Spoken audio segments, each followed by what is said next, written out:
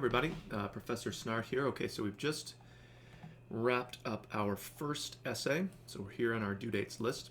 We turn around pretty quickly to get our final essay assigned, but this is not one that is now due in the essay in which it's assigned, so we actually spend the rest of our course working through this final assignment. We have a number of different steps that we go through, including individual conferences where you and I will meet to discuss as much of your essay as you've got finished.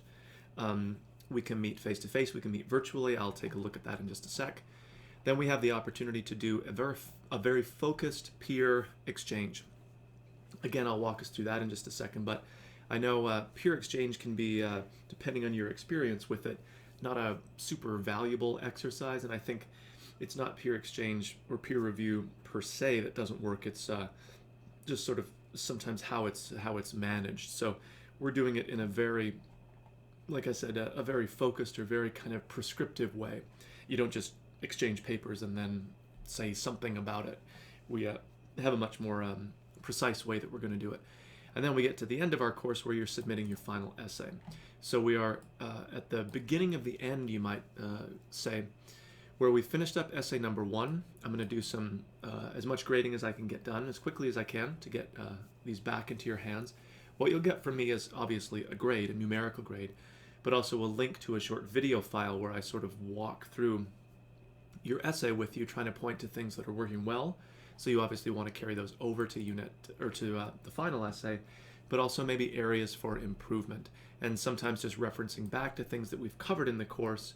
So I'm not going to reteach them exactly within the context of every person's essay necessarily, but I'll try to draw your attention to things that you can then kind of review from previous, units that we've covered, and then again bring it all together for that final essay.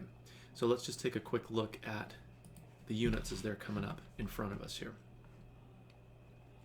So the final essay is assigned here in Unit 9. Couple of new readings to do, gives you just more options to work with for our final essay assignment. There's a link here, hopefully it still works, sometimes these are a little iffy, to a freely accessible movie version of one of the works, Death of a Salesman, pretty famous play.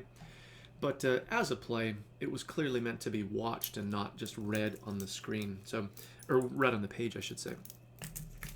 I don't think it's not a super complicated play, but there are some kind of flashback moments where if you just read them and you don't kind of know what's going on or you don't understand what to expect, it can be potentially confusing. But honestly, when you see them, which is of course how the thing is meant to be, right, meant to be experienced, it's really not that confusing at all. So I am all about reading and watching kind of at the same time almost. The movie version follows the text of the play almost verbatim, so you can follow right along. Unfortunately, there's not a good movie version that I just have free access to that I can provide here in Blackboard for the other work, a play called Trifles by Susan Glaspell. But there might be versions in your library, in the COD library, or other maybe online venues that I don't know about, so you can certainly seek that one out as well. Okay, little quiz. Again, just sort of draws your attention to some of the more important aspects of that particular play, and then the assignment itself. So it's important to note that this is not a different kind of essay fundamentally that we're writing, and notice it's really not much longer than essay number 1. So it's not like we're doing something totally new here. All of the rules, the ideas, the concepts still apply, so it's important to understand that.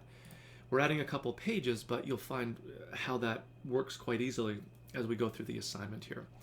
One significant difference is that instead of just one secondary source, we're dealing with 3 secondary sources.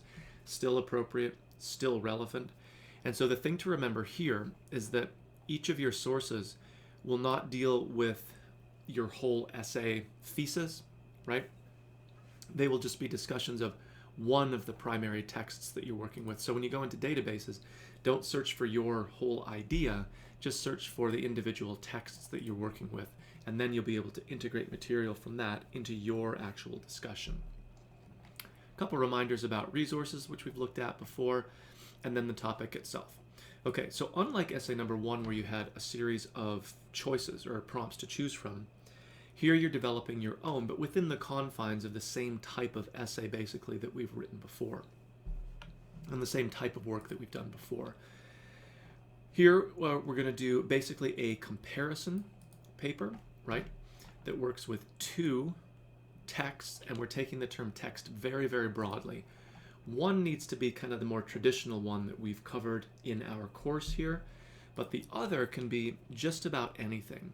So you're comparing, and maybe you're going to focus on a specific theme or a character type or character relationship from one of the works that we've covered, but then how does that same thing, that same idea, same character, same theme show up in like a piece of music that you're familiar with, in a TV show that you watch, in a movie that you've seen, in a book that you read, not for this class. So we really are kind of, it's still anchored in what we've covered, but then it gets really, really broad, and there's room for creativity and bringing your own kind of personal interests to bear. So it's challenging. It's more challenging to start this way because you don't just have those choices that you're limited to, but it ends up making a more interesting paper for you because you're developing something that, pardon me, that you have some connection to. Pause while I have some coffee. Pardon me. So there's a quick reminder to review the comparison essay PowerPoint down here. It's very short. I think it's like 1, maybe 2 slides. But it gives you the organizational strategy that we want to use for writing a comparison essay. And the discussion board here is not, of course, the essay itself. It's just you brainstorming a tentative topic. And you're not locked into this topic. You could change it a lot or maybe just a little as we move forward, but at least you're getting the ball rolling and getting something right on paper, so to speak. And then replying to at least 2, again, maybe just a positive comment about people going in the right direction. Maybe you have an idea if someone has like one text they know for sure but hasn't quite figured out what to compare it to. Maybe you have an idea. I strongly recommend against just Googling like Death of a Salesman comparisons. It'll probably tell you to use The Great Gatsby, which is kind of the flag for me that you haven't really developed your own topic so much as just let Google choose one for you, which is not the point of what we're doing here. So do your best to make this a personal choice, even if you're at the stage here where you're posting to this discussion board where you know you want a certain story and a certain theme, but you haven't quite fit that comparison piece of the puzzle in. Just post that you're stuck, and then maybe I can help, maybe someone else in the class can help, but you're at least getting right something out there.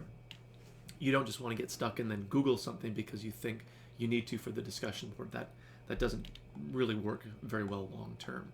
Okay, so that's the assignment, but of course, again, we're just getting going here. So let's take a look at our next Unit 10. So we have a series of due dates going on here. There's a couple of things happening in Unit 10. There's a discussion board, pretty typical, where you're furthering your thinking about your topic, including primary texts, but also secondary sources that you might have found. So again, just sort of a piece of that writing process, beginning to fill in more of the blanks. We, as always, have like a reply piece, just keep that ball rolling, right? But we also have a mandatory conference. So you have the opportunity to meet with me individually. We can meet in person. We can meet virtually through our virtual office here in Blackboard, but we do sign up for conference times using this little tool here. So if I click in,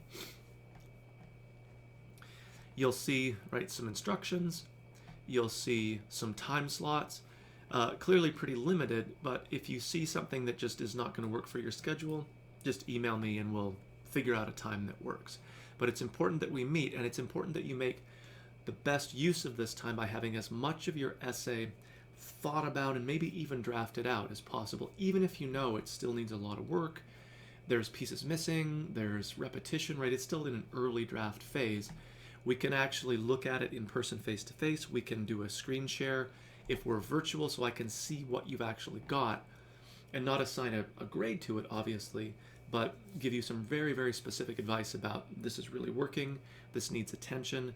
So the more you can have substantially done, the more valuable this conference time is.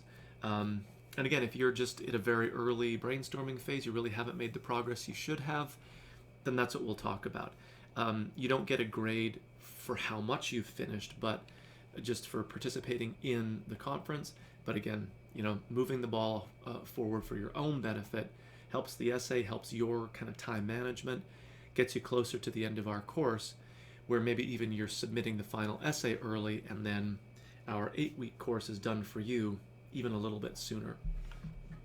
It frees up that time. Okay.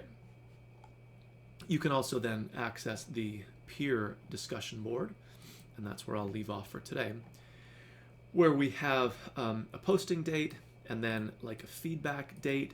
I'll have the groups lined out, and then you'll be using this checklist here. So it really is just, are these particular pieces in the essay that you're reading? It's not this really generic, abstract providing feedback. It's really targeted and focused, so hopefully that makes it a more productive experience. And by this point, everybody should have a fairly well-formed, maybe not complete or finished, right, but a pretty close to finished draft of their final essay. And that gets us to the final unit, where basically you're just submitting that final essay, and that's kind of the end of our course. So it's still, right, third week in February, and we still have a number of units and weeks in front of us, but as you probably already are experiencing, right, we move pretty quickly in this format, and those weeks go by pretty quickly. So as always, look for some feedback here for Essay 1, but be in touch with me if you have questions, concerns about Unit 9, getting a topic started, scheduling maybe for the student conferences, or anything else that might be going on, and I'll talk with everybody soon.